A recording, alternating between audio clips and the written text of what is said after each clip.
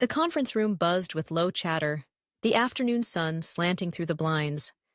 I glanced down at my phone, the screen flaring to life with an incoming call from Ethan, probably just checking in. I excused myself, stepping out into the relative quiet of the hotel hallway, expecting the usual questions. How's the business trip going? When will you be home? Instead, Ethan's voice cut through the line, sharp and unfamiliar, laced with a smugness that sent a chill down my spine. I'm divorcing you, he stated, his tone almost triumphant, like he'd just won a prize. And I've already sold the condo, so you'll need to figure out where you're going to live. Enjoy Maple Creek, from somewhere else. For a paralyzing moment, the air left my lungs. The sheer audacity, the complete absence of remorse. It was almost darkly comical. My fingers tightened around the phone, his words finally sinking into the numb shock. The condo. Our home. The place we built together. Or so I thought. If you're finding yourself drawn into this story, make sure to hit that subscribe button for Life Stories so you don't miss how it unfolds. My hand trembled slightly as I ended the call, leaning against the cool wall of the hallway. You sold the condo? Our condo? The one in Maple Creek? The one I'd poured my heart and savings into? His casual cruelty was breathtaking. He'd mentioned someone named Sophia, needing the money to set up their life together. The name stung, confirming months of suspicion fueled by Ethan's late nights, unexplained work trips, and the growing emotional canyon between us. He spoke her name as if I were the inconvenience, the obstacle in their perfect narrative. A slow burn started in my chest, not just anger, but a cold, clarifying fire. Sounds good, I'd managed to reply evenly, refusing to give him the satisfaction of hearing me break. My name is Olivia, and until that phone call, I believed I'd married a man I could trust, flaws and all. 6 years together, building what I thought was a partnership. That 2-bedroom condo wasn't just brick and mortar. It was the repository of our shared dreams, the symbol of stability I craved. Looking back, the signs were all there, weren't they? Little cracks I'd willfully ignored. Ethan's dismissive wave whenever I brought up finances. Don't worry your pretty little head about it, Liv. His tendency to deflect serious concerns with a charming grin and a quick kiss. I'd mistaken his swagger for competence. Now I saw it for what it was. The arrogance of someone who believed they could manipulate without consequence. The rest of the workday passed in a haze. I sat through client presentations, nodded, smiled, but my mind was a whirlwind. Ethan thought he'd pulled the ultimate blindside, selling our home from under me while I was miles away, leaving me stranded. He thought he could just walk away, scot-free, into his new life with Sophia. But he'd overlooked one critical, life-altering detail. Months ago, during our last refinancing, the condo's deed had been transferred solely into my name. It was a move I'd suggested for tax purposes, presenting it casually. Ethan, eager for the lower interest rate and allergic to paperwork, had readily agreed, signing the documents without a second glance. He never asked questions, never read the fine print. His chronic carelessness, his supreme confidence in his own cleverness, was about to become his spectacular undoing. By the time I unlocked my hotel room door that evening, the initial shock had solidified into steely resolve. There would be no tears, no pleading. Ethan wanted a war? Fine, but this was a war I intended to win. My first call wasn't to family or friends, but to Maya, my sharp-witted lawyer, and a friend who'd seen me through thick and thin. I laid out the entire situation, my voice surprisingly calm despite the frantic racing of my pulse. He sold the condo? Maya repeated, disbelief coloring her tone. Does he even grasp that he legally can't do that without your signature, especially if the deed is solely in your name? Apparently not, I said, a wry amusement finally bubbling up. He seems to think he's already spending the proceeds on setting up house with Sophia. Maya let out a short, dry laugh. Well, Ethan is in for a monumentally rude awakening. The sale is completely invalid, Olivia. You have sole ownership documented. If he's taken a deposit from the buyer, he's not just in breach of contract. He's potentially committed fraud. Fraud. The word sent a jolt of vindication through me. What's our first move, Maya? First, she said, her voice all business. We immediately notify the buyer that the sale is illegitimate. Then we draft a formal cease and desist letter for Ethan, outlining the legal ramifications of his actions. Invalid sale, sole ownership, potential fraud charges. If he's foolish enough to push this further, we take him to court and make him regret it. Hanging up, a strange calm washed over me. Ethan thought he was the puppet master, leaving me dangling and powerless. In reality, he'd just handed me the scissors to cut his strings and tied the noose for his own humiliation. The rest of the business trip became a study in compartmentalization. I focused on my work, channeling the turbulent emotions into productive energy. The betrayal ached, a deep, physical hurt. But the prospect of reclaiming my life, of watching Ethan's smug facade crumble under the weight of his own stupidity, gave me a sense of purpose I hadn't felt in years. When I finally boarded the plane back to Maple Creek, I wasn't the same woman who had left. I was ready. Ready to face Ethan. Ready to dismantle his web of lies. Ready to start over, truly, on my own terms. This wasn't just about winning anymore. It was about taking back control.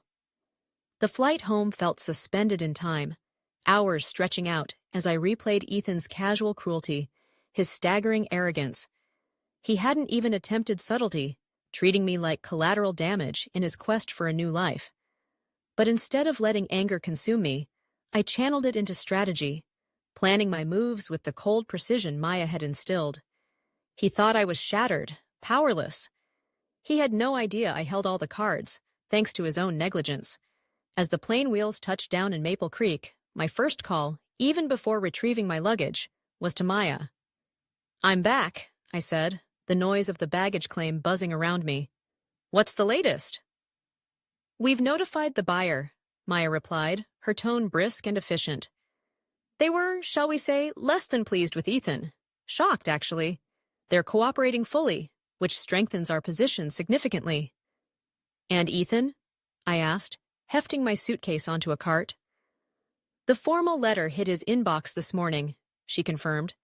"It clearly outlines the illegality of the purported sale, confirms your sole ownership, and details the potential legal consequences, including fraud. No response yet, but my guess? He's currently oscillating between blind rage and panic." Good, I thought grimly. Let him sweat. The condo was eerily quiet when I arrived. Ethan's presence lingered, his jacket slung over a dining chair, running shoes kicked off haphazardly by the door. But the energy felt fundamentally altered, tense and expectant.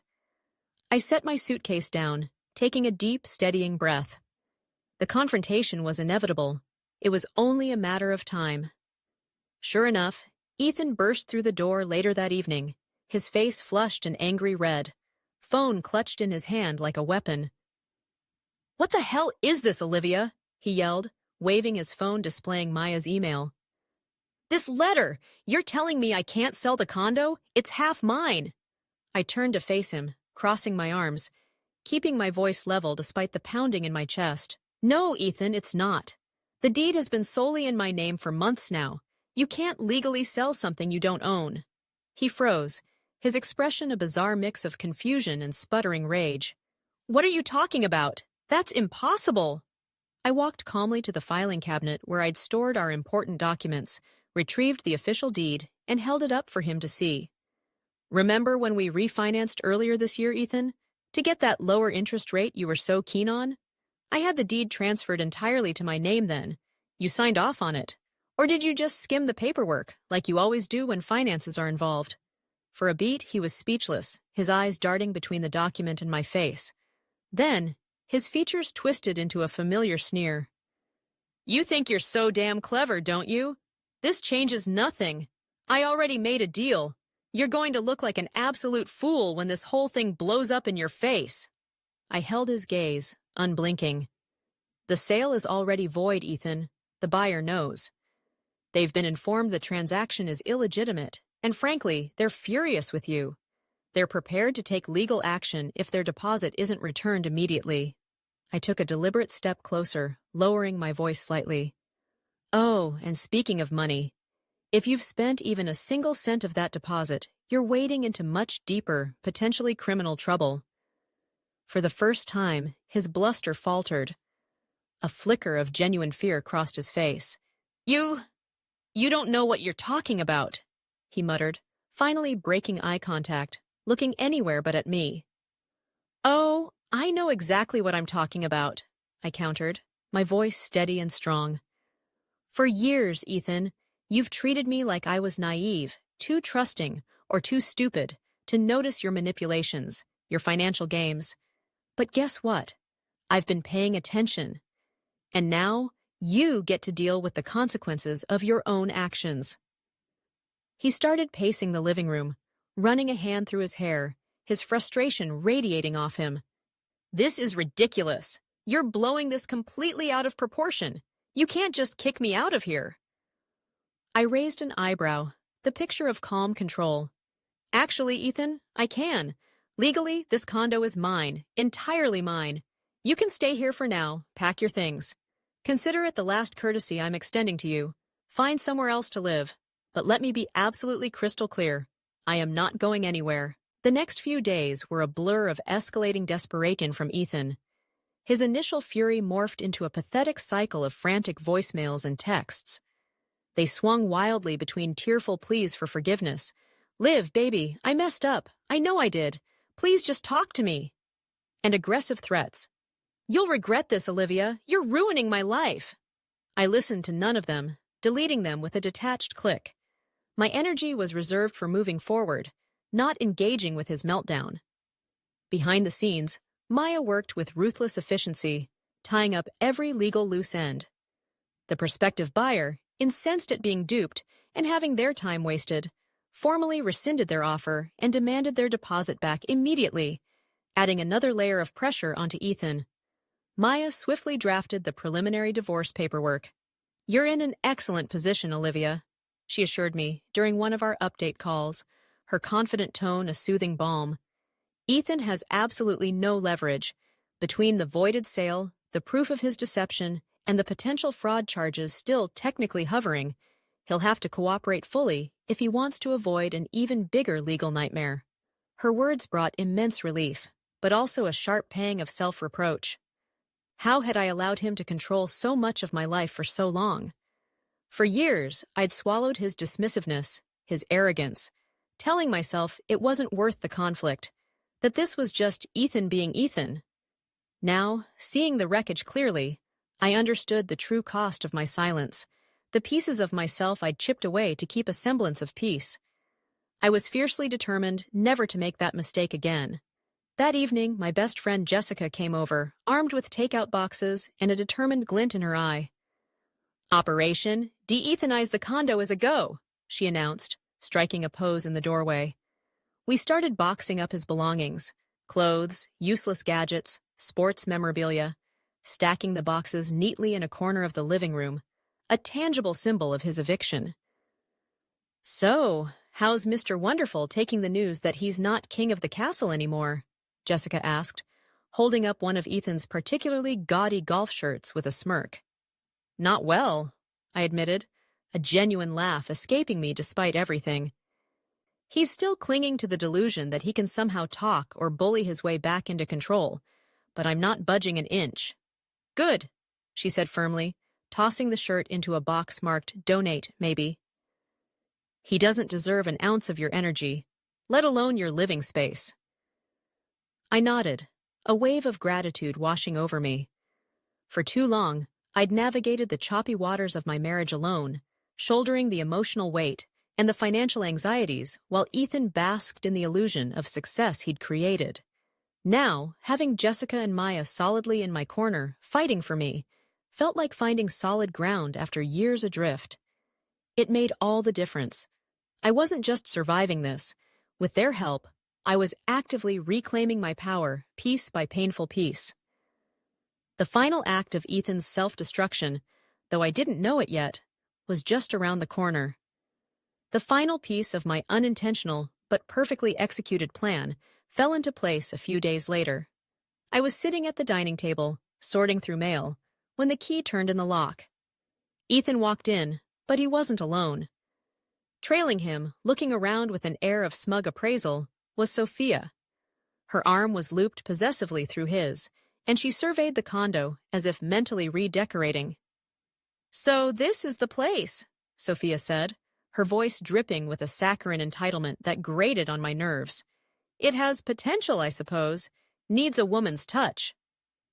I stood up slowly, my heart beginning to pound a nervous rhythm against my ribs, but my resolve held firm, a cold anchor in the storm of emotions. "No," I stated, my voice clear and unwavering, cutting through her assessment. "This is where Ethan was staying, temporarily. You, Sophia, won't be staying here at all." Her perfectly sculpted smile faltered, confusion clouding her eyes. She glanced sideways at Ethan, who looked equally blindsided, his jaw tightening. "Olivia, what is this?" he demanded, stepping forward protectively, as if I were the intruder. "This," I replied, gesturing broadly to encompass the living room, the kitchen, the life I was rebuilding, "is my home, Ethan, not yours, not hers." I met Sophia's gaze directly. "And it is most certainly not some convenient crash pad for you two to shack up in after you conspired to stab me in the back." Sophia's expression hardened, turning icy, but she remained silent, letting Ethan fight his losing battle. He, predictably, looked ready to explode. "You can't do this!" "Oh, why, Janice?" he sputtered, his voice rising. "You're being completely unreasonable." I met his furious glare without flinching. "No, Ethan, what's unreasonable is thinking you could secretly sell my home out from under me, planning to pocket the money, and expecting me to just— what? Vanish quietly? Accept homelessness with a smile? You are incredibly lucky I haven't already filed criminal charges for fraud. That is unreasonable." Ethan stood rooted in the doorway, his face flushed with impotent rage, while Sophia crossed her arms, her perfectly applied mask of composure starting to crack, revealing visible discomfort. "You're being ridiculous, Olivia," Ethan tried again, his voice laced with a desperation that was almost pitiable. "You can't just kick me out of my own home." I took another step forward, closing the distance slightly, my voice dropping but remaining firm. "This is my home, Ethan. We've been over this. The deed, the legal ownership, has been solely in my name for months. You know this. You signed the paperwork without bothering to read it, just like you always handle important details you find inconvenient." Sophia's head snapped towards Ethan, her eyes narrowing. Her perfectly manicured hand tightened on the strap of her expensive-looking purse. "Wait!" she interjected, her tone suddenly sharp, stripped of its earlier sweetness. "What is she talking about, Ethan? You told me this was your condo. You said you sold it." Ethan flinched, trying to wave her concerns away dismissively. "It's complicated, Soph. Don't worry, I'll handle it." "Oh, it's not complicated at all," I cut in smoothly, stepping even closer, making sure Sophia could hear every word. "Let me clarify for you, Sophia. Ethan attempted to sell a condo that doesn't legally belong to him. That illegal sale is now null and void. The buyer knows, my lawyer knows, and as of right now, Ethan doesn't have a legal leg to stand on regarding this property." Sophia's composure finally shattered completely. "You mean the money? The money you told me you had from the sale?"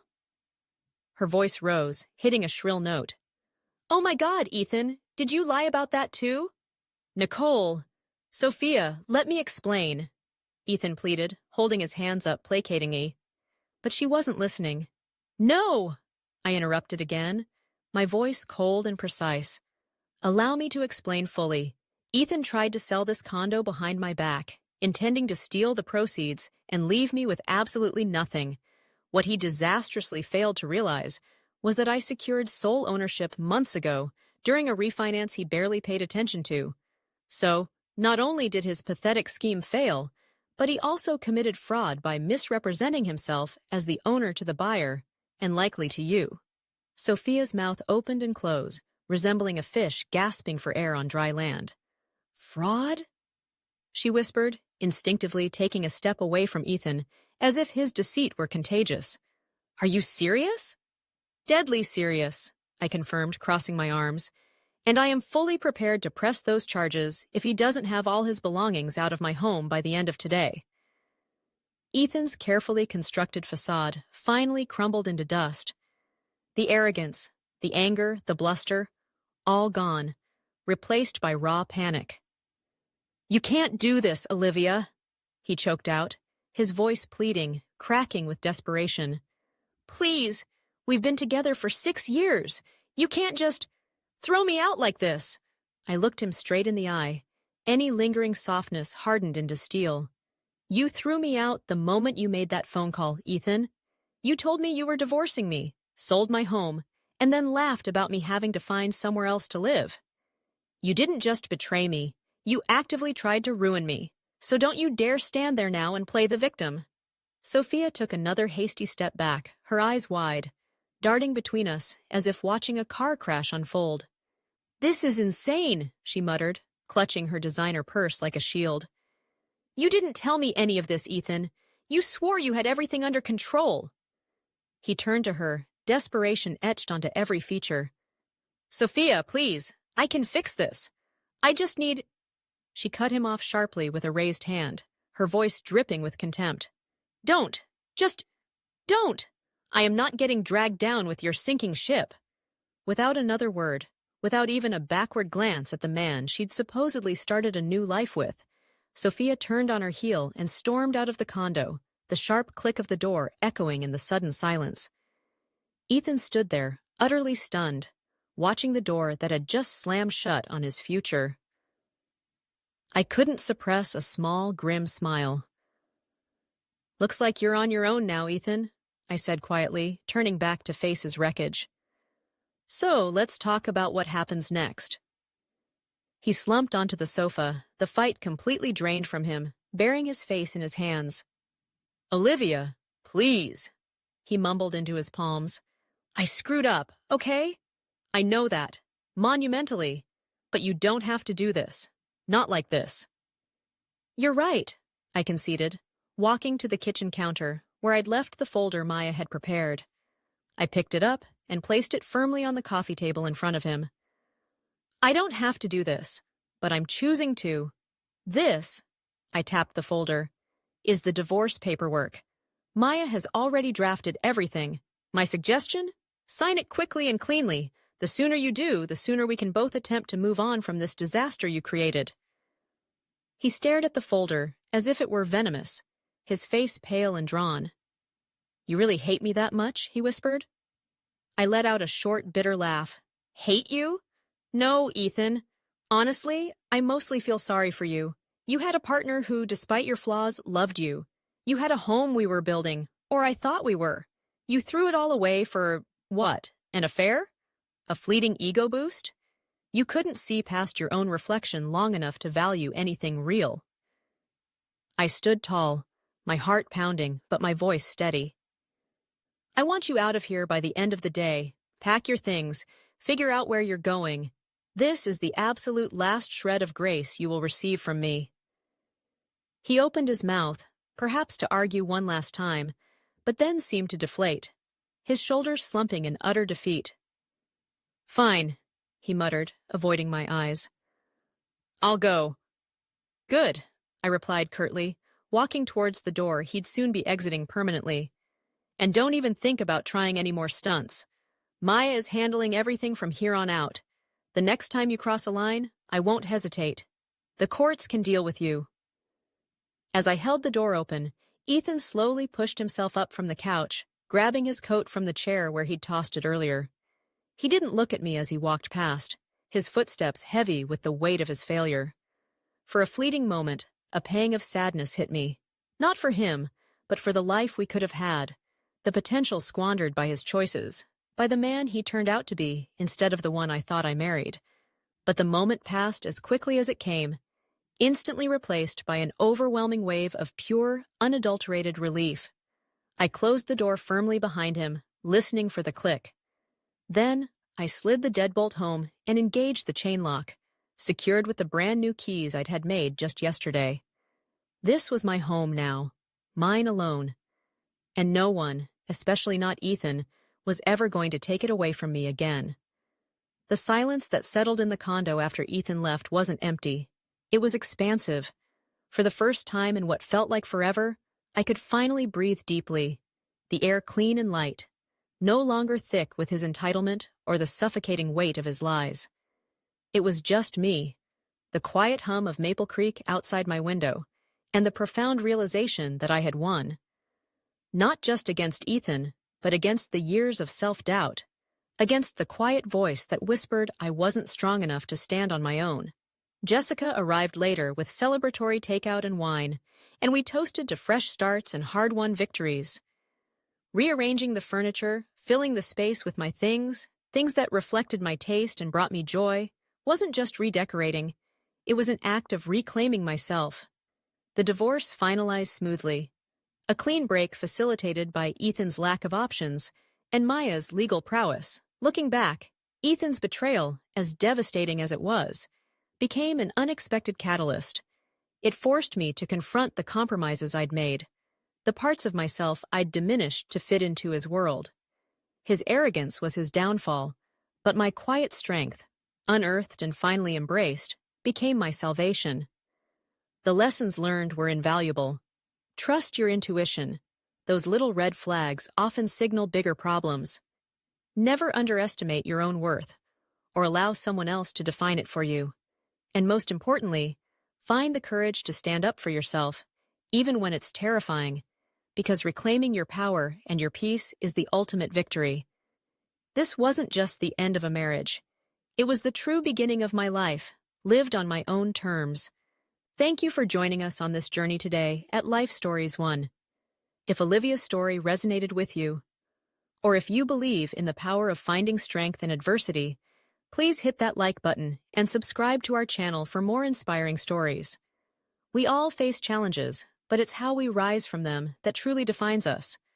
Until next time, take care and believe in your own resilience.